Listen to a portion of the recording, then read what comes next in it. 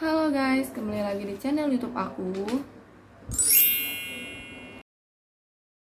Oke, jadi untuk di video kali ini aku mau sedikit nih cerita ke kalian tentang aku selama sekolah di SMK Farmasi. Aku itu masuk farmasi itu tahun 2019 kayaknya. Terus lulusnya di tahun sekarang nih 2020.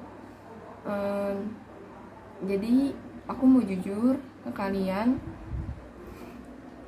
sebenarnya aku tuh masuk farmasi kayak disuruh sama orang tua aku gitu.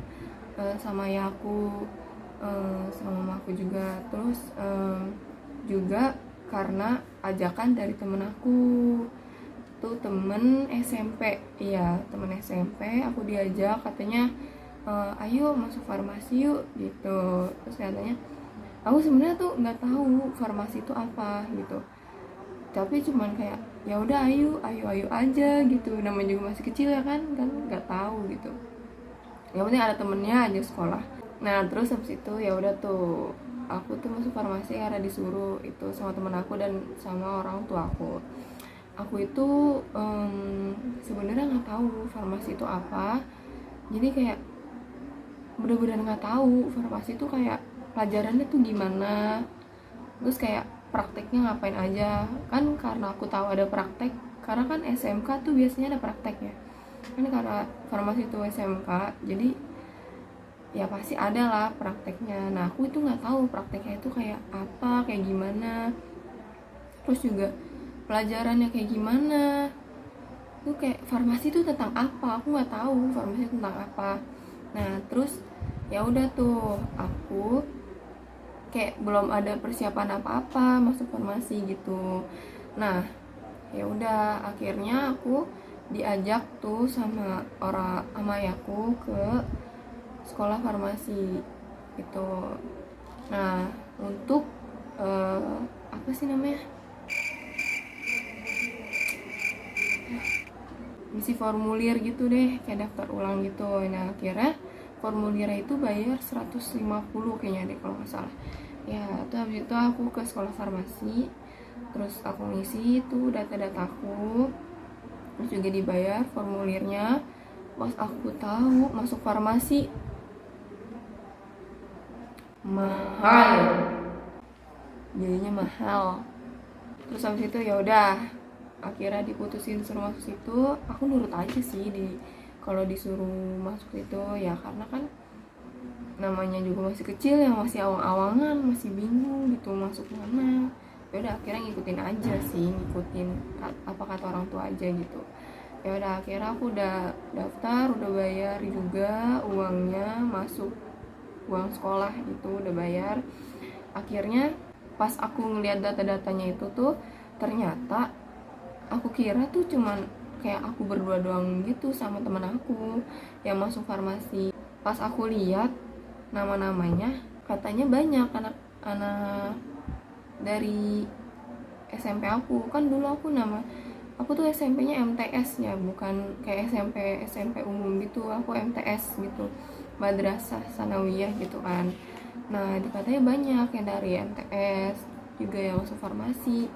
Terus pas aku ngeliat nama-namanya, iya ternyata banyak tuh yang masuk farmasi. Aku kira mah cuman kayak apa ya, aku berdua doang sama temen aku gitu. Ternyata agak lumayan banyak, kira-kira ada 10 orangan lah ya yang masuk farmasi. Nah ya udah akhirnya dikasih tahu kapan mulai tesnya.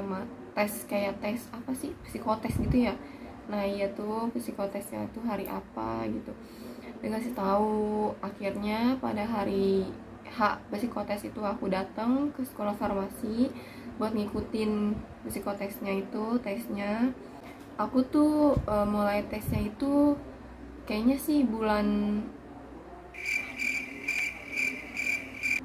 Juli 2019.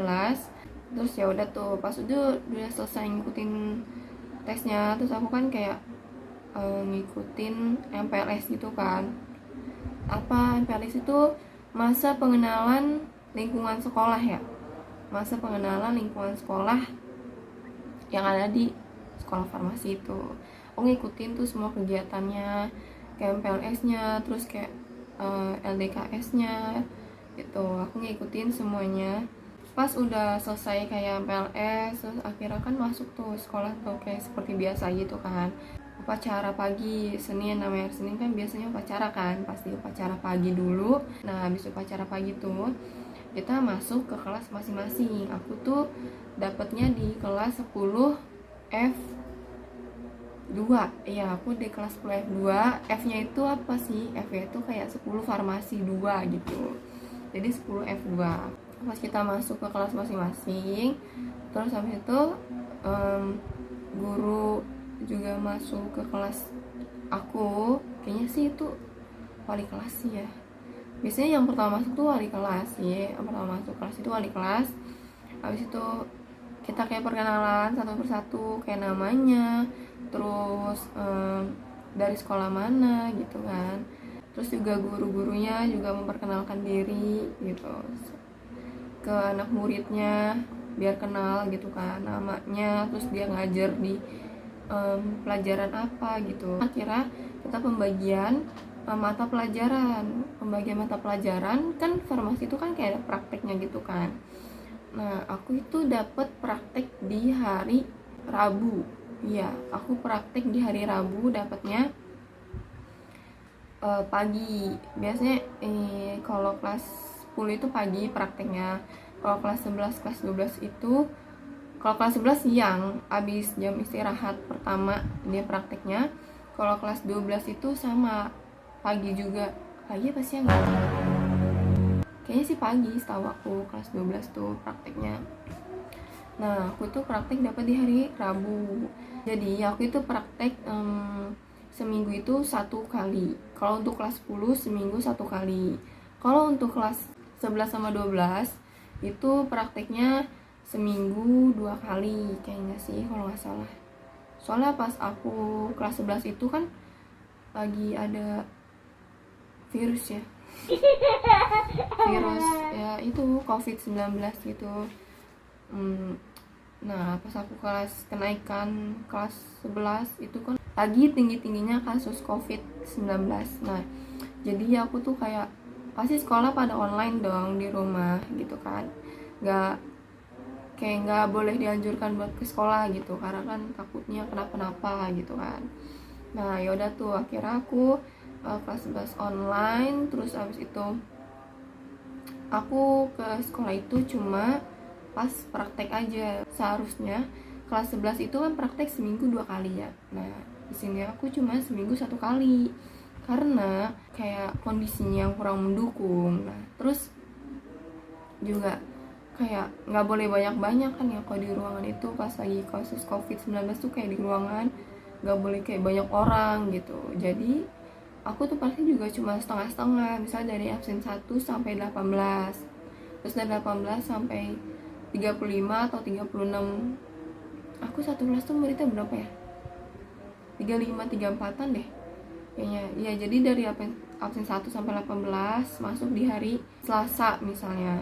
Terus habis itu untuk absen 18 sampai 35 di minggu besoknya. Jadi ntar kayak gantian gitu per minggu. Nah ya udah tuh aku kelas 11 cuma pas praktek aja kan masuknya.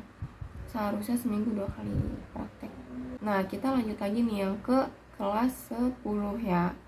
Kita kan lagi ngebahas yang kelas 10, tiba-tiba ada kelas 11 dong bahasa.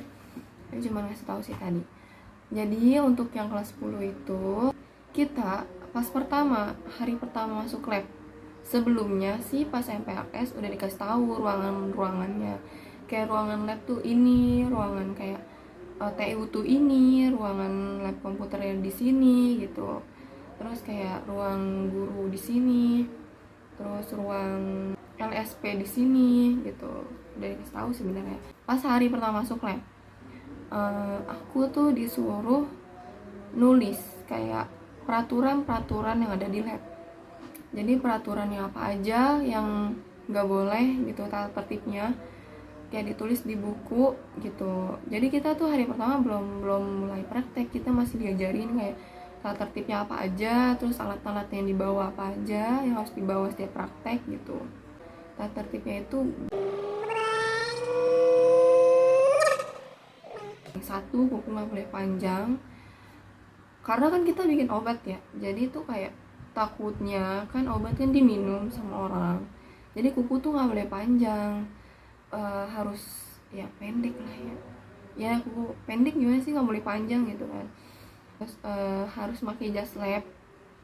Kalau masuk ke lab itu harus setiap praktek harus pakai jas lab. Tuh jas lab harus punya kita sendiri, karena kalaupun kita lupa bawa tuh nggak boleh minjem. Jadi kalaupun minjem tuh kayak ketahuan gitu.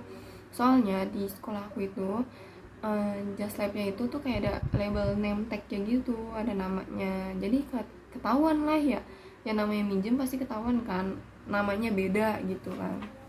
Nah, dua itu harus pakai jas lab, yang ketiga itu harus pakai sendal yang khusus buat di lab.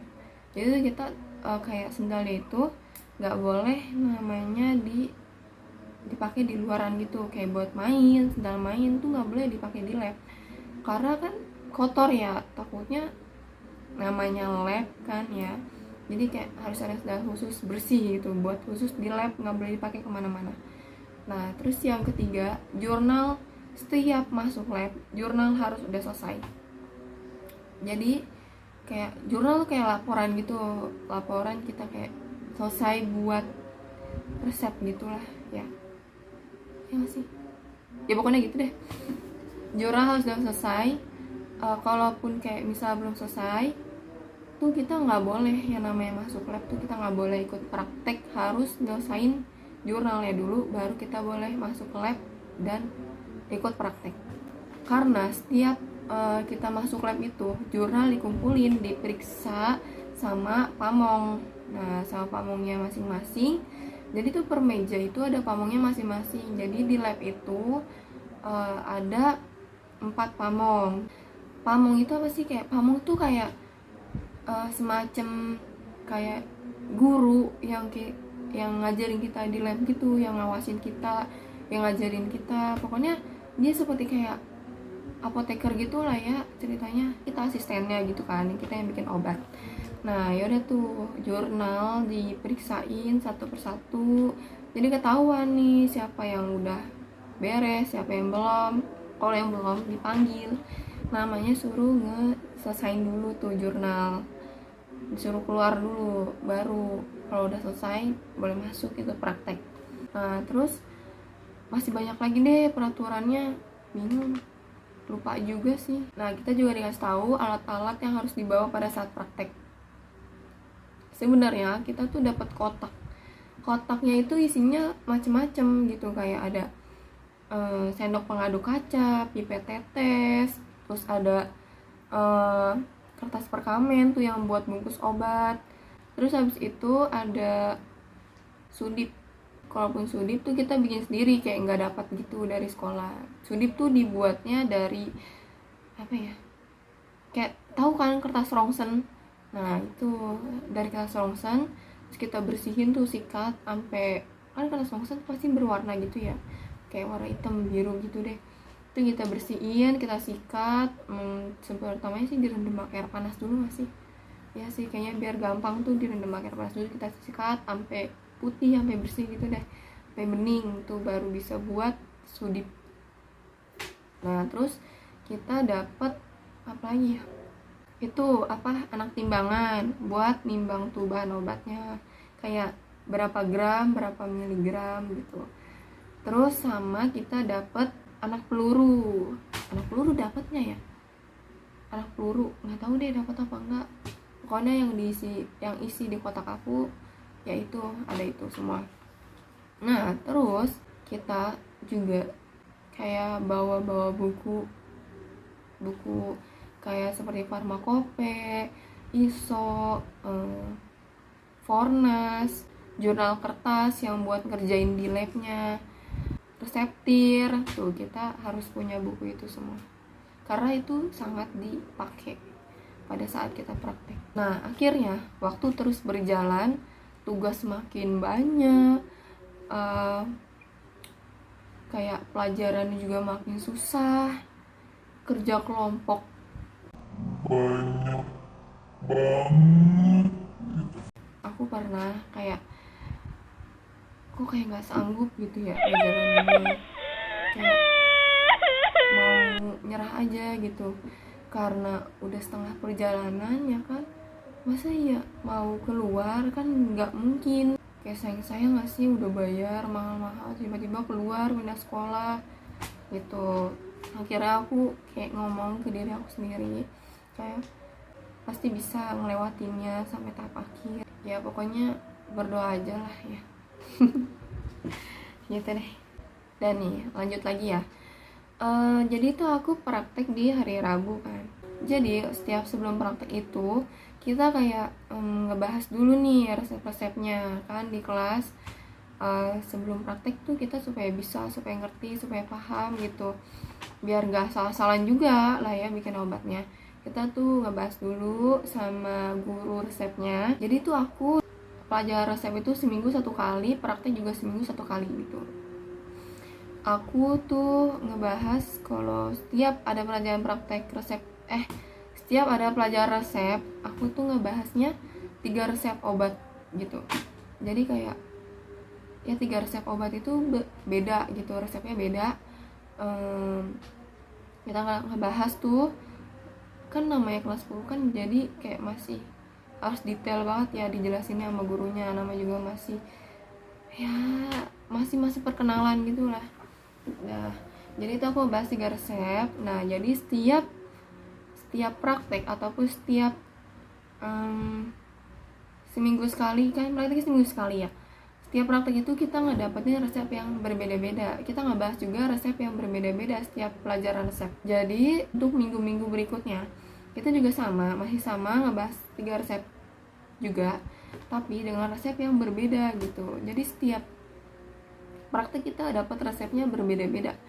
Selama 1 tahun di kelas 10 itu 3 resep berbeda-beda dapatnya.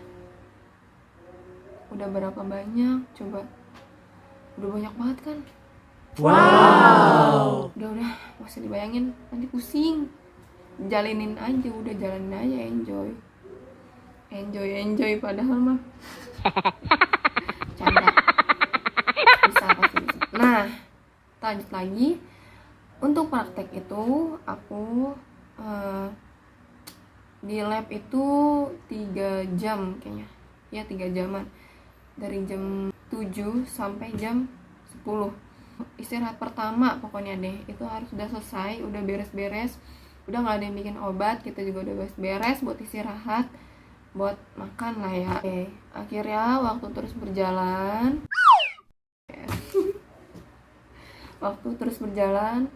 kelas 11, kelas 12, anjay udah kelas 12 aja nih bos. Untuk di kelas 12 itu kita dapat modul gitu deh, modul apa ya namanya ya, modul kayaknya, modul resep gitu. Jadi ada 20 paket. Jadi kalau untuk di kelas 12 itu kita tuh kayak ngulang resepnya yang kita udah pelajarin ataupun kita udah praktekin di kelas 10 dan kelas 11. Jadi kayak cuma pengulangan gitu. Cuma kita ngambil itu yang kayak serbuk, kapsul, sama sirup. Udah itu aja sih. Terus juga kalau di kelas 12 ada tambahannya. Jadi kelas 12 itu ada jurnal khususnya gitu. Nanti buat kita ngadepin LSP. Yang namanya itu skenario 1, skenario 2, dan skenario 3. Skenario 1 itu sama kayak di kelas 10, kita kayak cara pembuatan obatnya dari yang pertama, kayak cara-cara pembuatan obat dari pertama sampai akhir gitu. Terus yang skenario 2 itu kayak kita cara mesen barang ke PBF gitu. Terus kita juga ngitung kartu stok, kita ngecek obat apa sih yang udah habis ataupun yang masih banyak. Kalau yang udah habis ataupun tinggal dikit itu kita mesen gitu, kita mesen, telepon ke PBF buat mesen barangnya. Pokoknya skenario 2 itu tentang kayak cara pemesanan barang. Dan yang skenario 3 kayak sebenarnya hampir sama skenario 2, cuman kita yang jadi pengantarnya. Kita kayak istilahnya kayak PBF-nya kalau kita, kayak nganterin barangnya ke apotik ataupun ke rumah sakit gitu. Terus kita juga kayak jadi petugas gudang gitu, ada jadi petugas gudang, kita nyusunin barang di gudang. Sebenarnya nyesuaiin barang sih, kayak sirup di mana tempatnya, terus obat narkotika di mana tempatnya, psikotropika di mana, obat-obat tertentu di mana, obat-obat kayak ya pokoknya banyak deh macam-macam obatnya. Pokoknya kita harus tahu nah tempat-tempat obatnya itu yang benar di mana, karena nantinya juga diperiksa sama pamongnya. Kalaupun salah ya udah pasti dibilangin ini tempatnya bukan di sini gitu, kita juga diajarin. Bedanya itu aja sih, kalau di kelas 12 itu ada skenario 3-nya. Dan pada akhirnya aku lulus. Nah sebenarnya di farmasi tuh enak, kayak oh jadi kita tahu nih cara bikin obatnya yang benar tuh kayak gimana sih gitu. Terus juga kita tahu nih cara kayak komunikasi dengan pasien yang baik tuh gimana. Terus sama juga kita tahu ternyata obat-obat itu banyak, nggak kayak cuman yang kan kita kan kayak kenalnya cuma kayak Panadol, terus Bodrek, obat batuk OBH, semacam kayak gitu-gitu aja kan. Sebenarnya tuh obat tuh banyak. Yang tadi kita nggak tahu jadi tahu.